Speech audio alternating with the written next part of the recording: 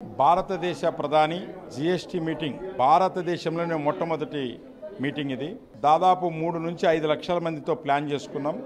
కూటమి ప్రభుత్వం చంద్రబాబు నాయుడు గారి ఆదేశాల మేరకు కర్నూలు జిల్లాలో ఇటువంటి సభ ఎప్పుడు జరగని విధంగా మేము జరిపి చూపిస్తాం. అలాగే ప్రధానమంత్రి వస్తారు కాబట్టి మనం ఏమన్నా వెనకబడినటువంటి రాయలసీమకు లేకుంటే హైకోర్టు బెంచ్ కానీ లేక శ్రీశైలం మల్లన్న శివాజీ స్ఫూర్తి క్యాడర్ కానీ ఇవన్నీ కూడా చేసుకునేదానికి ఎక్కువ అవకాశాలు ఉన్నాయి. ప్రధానమంత్రి రావడమే మన అదృష్టం. ఎందుకంటే చాలా ప్రాజెక్టులు మనం చేసుకునేవి పెండింగ్లో ఉన్నాయి. ఆయన నోటీస్కి మన చంద్రబాబు గారి ద్వారా పవన్ కళ్యాణ్ ద్వారా చేసుకొని మన రాయలసీమను ముందుకు తీసుకుపోవడమే చంద్రబాబు గారి యొక్క ఆశయం, తెలుగుదేశం ఆశయం.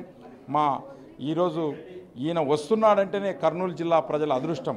కర్నూలు ప్రజలకు మీ ద్వారా తెలియజేసేదేమంటే ఆ రోజు అందరూ బహిరంగ సభకి రండి.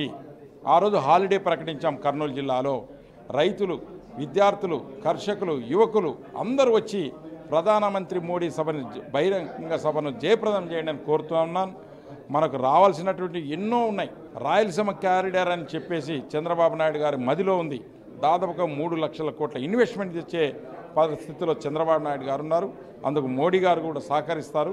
కాబట్టి ఈ భారీ బహిరంగ సభను జయప్రదం చేయవలసిందిగా మీ ద్వారా ప్రజలను కోరుతున్నాను.